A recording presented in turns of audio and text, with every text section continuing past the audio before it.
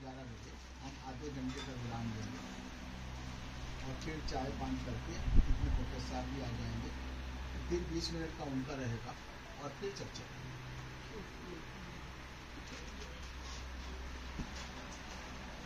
मैं इसको जो टाइटल है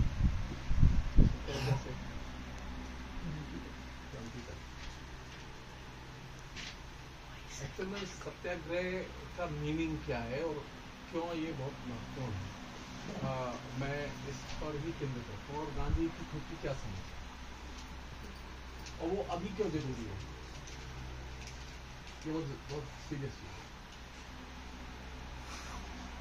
जो लोग पॉलिटिकल एक्टिविस्ट हैं या सोशल साइंटिस्ट हैं या राजनीति, हम लोगों की कल ध्यान में बहुत ही अच्छे ढंग से वो बात रखी थी कि जब कोई संकट की घड़ी आती है ना तो हम अतीत के प्रेतों का आवाहन करने लगते हैं, पीछे लौटते हैं। गांधी के सत्याग्रह की जो बुनियादी चीज है वो ये वर्तमान का संदर्भ।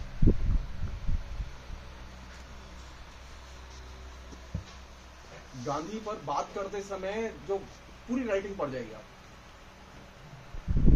गांधी के लेखन के वक्तव्य के आचरण के केंद्र में वर्तमान है। वर्तमान से पलायन करके आप कोई भी पॉलिटिक्स नहीं कर सकते।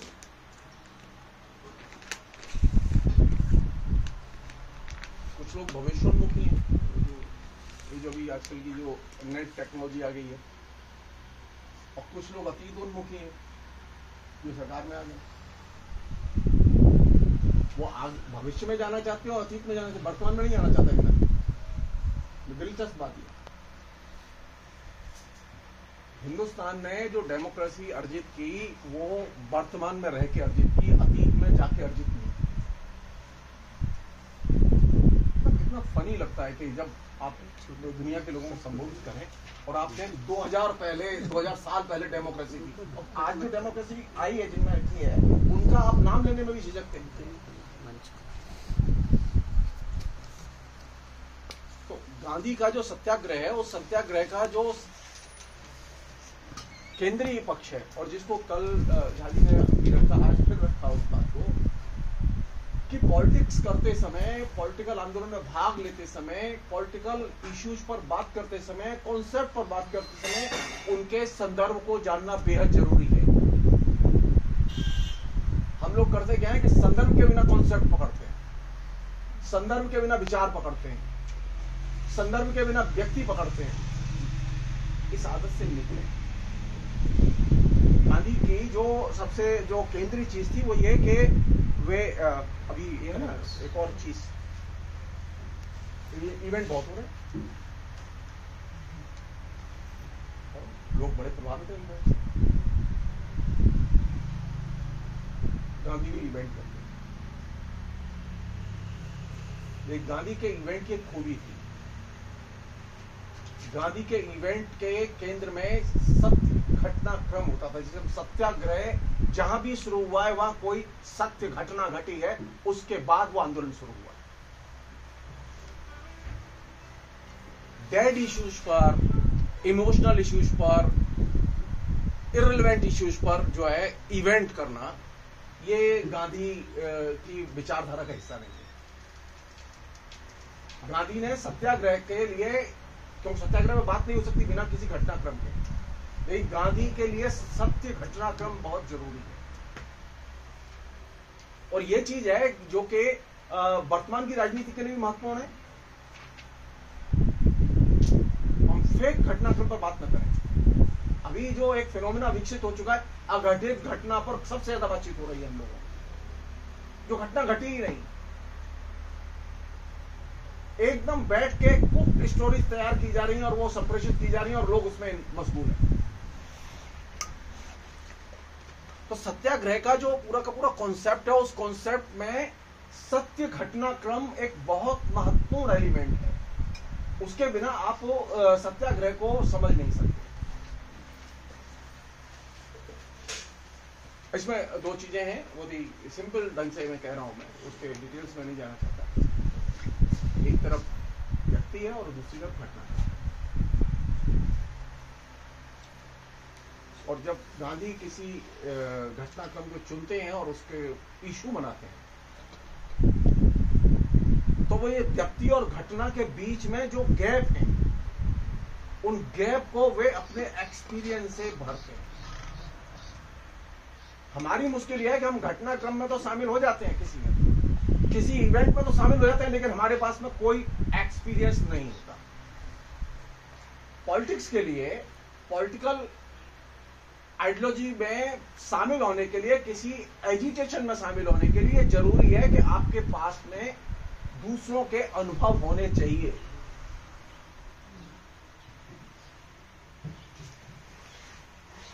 अब जिन्होंने धरने दिए हैं, हड़ताल किए हैं, आंदोलन किए, उनको पूछा जाए कि क्या दिक्कतें आती हैं, क्या तुम्हारा एक्सपीरियंस रहा है। तो जिन लोगों की डेमोक्रेसी के विकास में कोई भूमिका न रही हो, डेमोक्रेसी का इतिहास बनाएंगे? लोकतंत्र का या समाज का या भारत का इतिहास बनाने के लिए प्रधानमंत्री होना जरूरी नहीं है। इतिहास में शामिल होना जरूरी है कि आपने इतिहास में सक्रिय रूप से भाग लिया था कि नहीं लिया। दिक्कत यहां हो गई है कि जो लोग इतिहास के घटनाक्रम के बाहर थे, वे दावेदारी कर रहे हैं कि वे इतिहास के निर्माता हैं। जो कभी ठीक से मंदिर भी नहीं गए, वो ठीक से घर में पूजा भी नहीं की, वे दावेदारी कर रहे हैं कि वे राम के सबसे बड़े भक्त हैं। चिंता की चीज ये है, आपने तो कभी अनुभव ही नहीं किया कि मंदिर में क्या असुविधा होती है और क्या सुविधा होती है। आपने तो ऑर्डर दिया डीएम को और कहा कि ये करना है, तो डीएम लग गया काम, मंदिर बनने तैयार हो गया।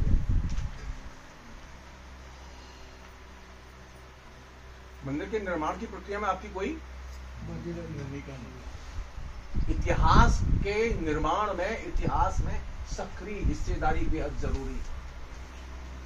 गांधी ये जो व्यक्ति और घटना के जरिए जो गैप्स होते थे, उस गैप्स को अपने राजनीतिक अनुभवों के जरिए फिलअप करते थे और उसके जरिए वो चीजें निकलती थी। एक अन्य चीज जो बहुत जरूरी थी, जो कि निकलती थी, वो ये कि आंदोलन करते हैं हम लोग, उसमें तरह तरह के लोग होते हैं। गांधी के आंदोलनों के इतिहास को अगर हम लोग पढ़ें तो आप देखें कि वहां सकारात्मक बातचीत और सकारात्मक ऊर्जा पर सबसे ज्यादा जोर। अब यहां क्या हो रहा है, आंदोलन तो है, इवेंट भी है, लेकिन नेगेटिव एनर्जी ज्यादा जनरेट की जा रही है। जो इधर के वर्षों का जो फिनोमेना है, 80 के बाद का जो फिनोमेना है, जो बहुत इंपॉर्टेंट फिनोमेना है, एजिटेशन हुए, तरह तरह के एजिटेशन हुए। हम ये नहीं कह सकते कि लोकतंत्र में एक तरह के एजिटेशन होने चाहिए। सकारात्मक ऊर्जा, गांधी के जो सत्याग्रह आंदोलन की जो विशेषता थी वो ये कि विचार तो होते थे लेकिन पॉजिटिव, और पॉजिटिव विचार जब आएंगे तो वे एक नई किस्म की ऊर्जा और नए किस्म का परिवेश निर्मित करेंगे। एक अन्य पहलू जो कि सत्याग्रह के कॉन्सेप्ट के साथ गांधी जी ने विकसित किया वो ये कि जैसा कि मैंने शुरू में आपसे अनुरोध किया था कि वर्तमान उसके केंद्र में और जनता उसके केंद्र में, और कोई केंद्र में नहीं। अभी तो स्थिति यह है कि आप पॉलिटिक्स पर बात करिए तो खटोला यहीं बिछेगा घूम फिर के मोदी जी, चूल्हे पर बात करिए तो मोदी जी, गैस पर बात करिए तो मोदी जी, महंगाई पर बात करिए तो मोदी जी। जनता कहीं नहीं आ रही, न वो अखबार में आ रही है, न मीडिया में आ रही है, न पॉलिटिकल डिस्कोर्स में आ रही है, न उसका संदर्भ आ रहा है और न वर्तमान आ रहा है बीच में। आप किसी से पूछिए, बहुत गंभीर समस्या है अभी। भाई किसे वोट देगा? तो मोदी जी को। क्यों देगा? अजीब बस काम कर रहे हैं। क्या काम कर रहे हैं? 2-3 बात बता दो। अब उसके बाद 3 लाइन बताने के लिए नहीं है, लेकिन वोट उसको। ये जो व्यक्ति की चेतना से यथार्थ का गायब हो जाना। गांधी की ताकत यह नहीं थी, गांधी बहुत बड़े आंदोलनकारी थे, आंदोलनकारी बहुत हुए। गांधी की ताकत यह थी कि उन्होंने वर्तमान को केंद्र में लाके खड़ा किया था आंदोलन के। आंदोलन पर बात करो तो वर्तमान में रहो, और इसने गांधी को महान बनाया। अब बहुत सारे लोगों के पास सरकारें नहीं है, दुनिया में बहुत सारे लोग रहे, उनसे भी ज्यादा ताकतवर लोग रहे, गांधी जैसा यश किसी को नहीं मिला। क्यों? क्योंकि आंदोलन में वर्तमान रहे, और वर्तमान में भी कौन सी चीज रहे, जिसको कि हम बार बार कहें जनता केंद्र में रहे। ये नहीं कि मजदूर रहेंगे, खाली किसान रहेंगे, नहीं नौजवान रहेंगे, ये नहीं, जनता केंद्र में। ये जो जनता को केंद्र में लाना और वर्तमान को केंद्र में लाना, ये दो बहुत महत्वपूर्ण एलिमेंट। और कोई भी पॉलिटिकल डिस्कोर्स, किसी भी किस्म की राजनीतिक थ्योरी, उसकी परीक्षा इन दो पर होनी चाहिए। वो चाहे वो मार्क्सवाद हो, चाहे वो सोशलिस्ट आइडियोलॉजी हो, या वो नेहरू जी के विचार हो, वो आज रिलेवेंट है कि नहीं है, कसौटी क्या होगी? वर्तमान। वर्तमान के लिए कौन सी चीज प्रासंगिक है। एक अन्य पहलू जिस पर के कायदे से ध्यान दें हम लोग, कि गांधी जी जब आंदोलन करते थे तो उसमें दो चीजें रहती थी। एक तरफ रहती थी राजनीतिक सत्ता, राजनीतिक सत्ता को केंद्र में रख के वो आंदोलन करते थे कि उसे चुनौती है। हवा में नहीं बात होती। उनके जितने अफ्रीका से लेके यहां तक जितने भी इशू हैं, उसमें राजनीतिक सत्ता केंद्र में है। इधर है राजनीतिक सत्ता, और इधर सत्याग्रह करने के वालों की एक समस्या है राजनीतिक स्वतंत्रता। तो राजनीतिक सत्ता और राजनीतिक स्वतंत्रता के बीच में चुनने वाली बात थी। सत्याग्रह में शामिल होना है, तो आजकल तो लोग शामिल किस लिए होते हैं?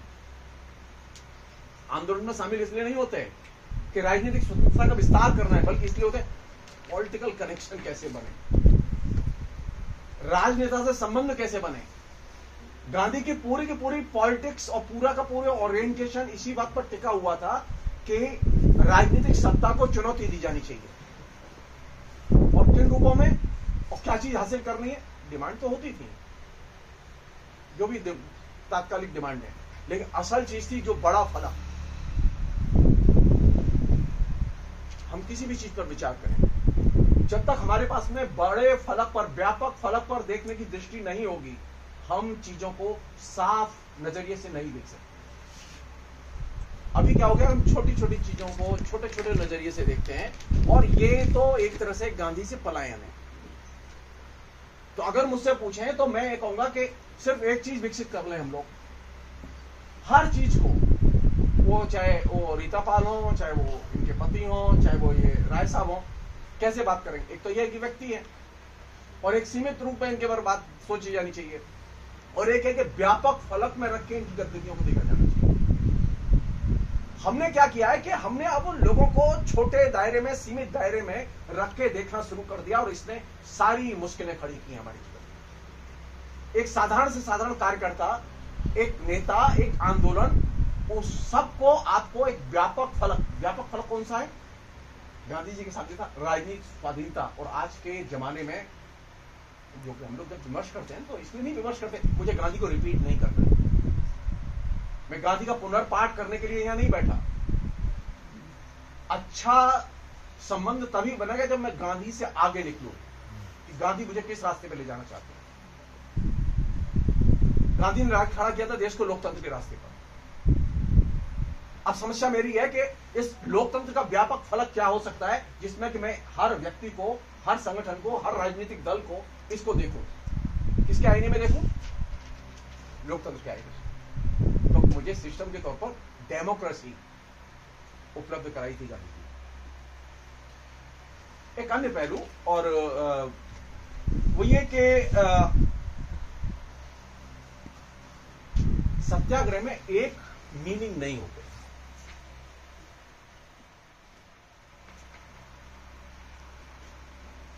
दिखाई देगा ऊपर से, अरे ये भूख हड़ताल कर रहा है। सत्याग्रह का कभी भी एक मीनिंग नहीं रहा है। सत्याग्रह के अफ्रीका से लेकर यहां तक हर इवेंट में एक से अधिक अर्थ रहे हैं।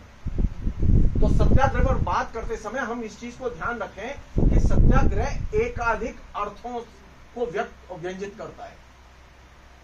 उसमें गांधी भी हैं। अब देखिए, दो निबंध पढ़े गए हैं। आप खाली भगत सिंह का नाम उसमें से हटा दीजिए लेखक के तौर पर, आपको लगेगा कि महात्मा गांधी ने लिखा है। इसे कहते हैं आइडिया, विचार नहीं, विचारों के समूह की उत्पत्ति गांधी के सत्याग्रह के साथ में जुड़ी हुई है। गांधी एकार्थी भाव से सत्याग्रह को निर्मित नहीं करते। मैंने बहुत दिन कम्युनिस्ट पार्टी की मेरा लगाव भी है, मैं मार्क्सवाद भी मैंने पढ़ा है, लेकिन दिक्कत है वो एकार्थी और बहुअर्थी की दिक्कत है।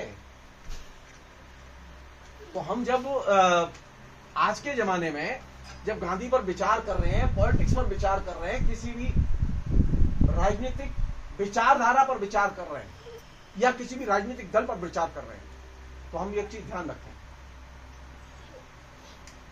मेरे लिए गांधी से बहुत सारी चीजें मैंने सीखी, मुझे बहुत अच्छी लगी, और उस चक्कर में बहुत सारी मार्क्सवाद की चीजें छूट गई हैं। और ये जो राजनीति में अनेकार्थ भाव होता है, ये चीज बहुत ही मूल्यवान चीज है। तो कभी भी किसी भी चीज के एक अर्थ नहीं होते, अनेकार्थी भूमिका होती है। एक अंतिम बात, चूंकि मेरे पास 2-3 मिनट है,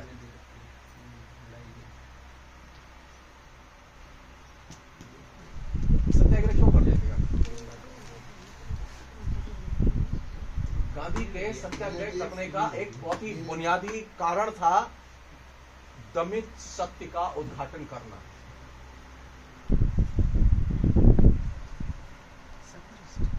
अभी स्थिति क्या है? हम कोने में चलिए, बात करेंगे। आपने मुझसे अपनी की, मैंने आपसे अपनी की, ये हम दो ही रहेंगे। अच्छा, फिर बाद में और परेशान हुए तो क्या करें? एक साइकियाट्रिस्ट के पास चलते हैं, दिखाएंगे।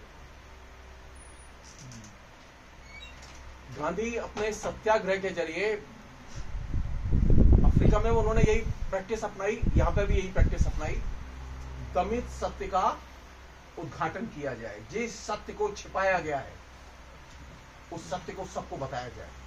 मैंने कल भी ये बात रखी थी, मैं फिर उसे रिपीट भर कर रहा हूं कि गांधी के इस सत्याग्रह में जो सबसे आकर्षक चीज थी वो ये गांधी की ट्रांसपेरेंसी।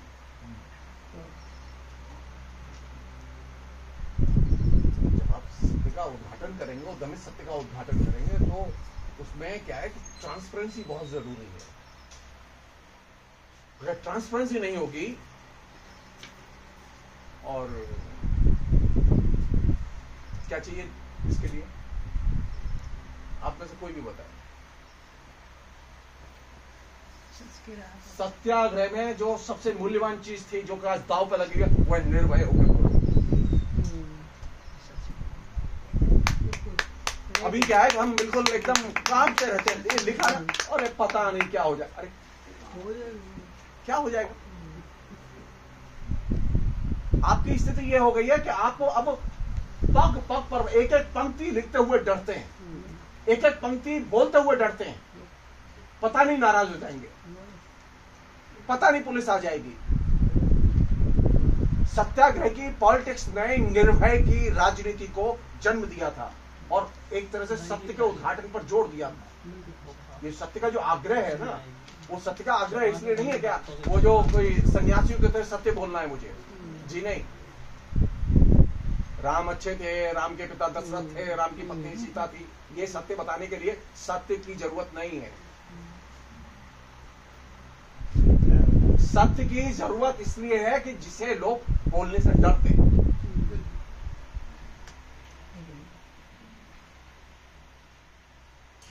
और अंतिम बात, सत्याग्रह के साथ में पता नहीं क्यों ये बात केंद्र में नहीं आ पा रही है। नस्लवाद का विरोध एक बहुत ही एसेंशियल एलिमेंट था। गांधी की पूरी पॉलिटिक्स का एक एसेंशियल एलिमेंट था हिंदू मुस्लिम सद्भाव।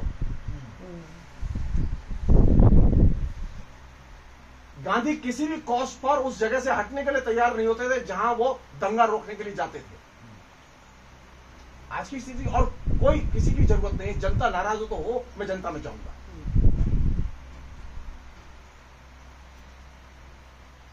तो सत्याग्रह में बात होगी, ये कोई अपॉलिटिकल चीज नहीं है। ये जो बनाया गया ना, जो अनफॉर्चुनेट है कि जो पिछले दिनों का डेवलपमेंट हो, ये सत्याग्रह तो एक तरह से गैर राजनीतिक चीज है जी नहीं। सत्याग्रह में इनबिल्ट है नस्लवाद विरोध और सांप्रदायिकता विरोध। इस चीज को समझने की जरूरत है। बिना इसके आप सत्याग्रह का कोई फ्रेमवर्क तैयार नहीं कर सकते। हुआ यह है कि हमने पॉलिटिक्स को माइनस कर, गांधी को बचाएगा क्या? सत्याग्रह कोई शब्द नहीं है मेरे लिए, वो एक लोडेड पॉलिटिकल कॉन्सेप्ट है और उसके पीछे एक सक्रिय राजनीति है।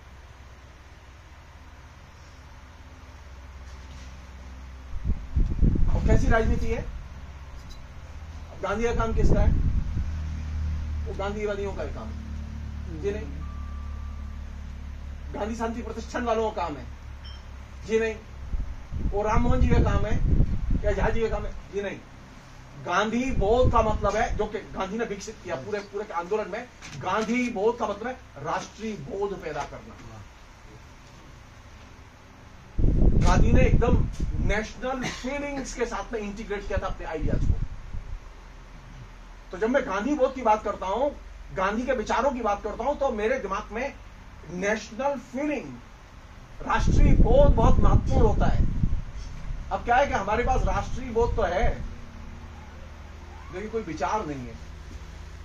हम तिरंगा लेके घूम रहे हैं, हर मोहल्ले पे, हर चौराहे पे तिरंगा लगा दिया है, लेकिन नेशनल फीलिंग, कैसी नेशनल फीलिंग? सांप्रदायिकता विरोधी, सद्भाव से जुड़ी हुई। और इसमें जो एसेंशियल चीज थी वो ये, हर नागरिक निर्भय होकर घूमे। आज स्थिति है कि तिरंगा लगा हुआ है तो वो हर शहर में लोग कांप रहे हैं। सिनेमा हॉल में अगर आप खड़े नहीं हुए तो लोग पीट रहे हैं। तिरंगा का मतलब यह था कि लोग निर्भय बने, और आज तिरंगा का मतलब है कि लोग भयभीत रहे। ये जो रूपांतरण है, ये बहुत ही भयानक रूपांतरण है कि आपके ही प्रतीक चिन्ह, आपकी कुर्बानियों से सजाए गए जो नारे थे, वे आपके ही कुर्बानी से बनाया गया घी, वो लोगों की पिटाई के लिए और उत्पीड़न के लिए इस्तेमाल हो रहा है। राष्ट्रीय गान का निर्माण इसलिए नहीं किया गया था कि लोग सिनेमा हॉल में लोगों को पीटना शुरू कर दें। मैं जो चीज रिपीट करना चाहता हूं वो ये, सत्याग्रह एक पॉलिटिकल कॉन्सेप्ट है और वह गांधी बोध को नेशनल बोध से जोड़ता है, जिसे राष्ट्रीय फीलिंग, जिसे राष्ट्रीय भावना हम लोग कहते हैं। वो राष्ट्रीय भावना की दूरी है निर्भय नागरिक। कैसा नागरिक? ट्रांसपेरेंट। मैं अगर पूछूं कहां से आए हो तो कहें चंडीगढ़ से आया हूं जी। क्या करते हो? मैंने लेक्चरर हूं।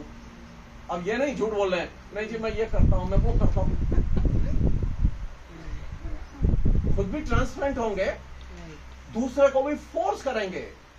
आप आचरण करेंगे, दूसरा अपने आप सही बात करेगा आपसे। मैं उस दिन हंस के कह रहा था, मैं फिर आपसे बस लास्ट में बोल के मैं चला जाऊंगा अभी। मान लो अगर मुझे आपके बीच में से उठना हो तो मैं क्या कहता हूं? मैं अभी आया जी। अच्छा, मुझे क्या परेशानी है बोलने में कि मैं अभी आया, पेशाब करके आता हूं। ये जो एटीट्यूड में एक छोटी सी चीज घुस गई है, छिपाने की कला, इसे निकाल के बाहर फेंक दीजिए। गांधी आपके पास खड़ा मिलेगा। हम तो पक पक पर झूठ बोलने लगे। अभी अगर तू दारू पीने तो जा, दारू पीने बोल के जा। ये मत कह के जा मैं घूम के आ रहा हूं। मंदिर जाना है, मंदिर जा, कोई दिक्कत नहीं है। तो द्वारकाधीश के मंदिर जा रहा हूं, बांके बिहारी के मंदिर जा रहा हूं, कोई दिक्कत नहीं है,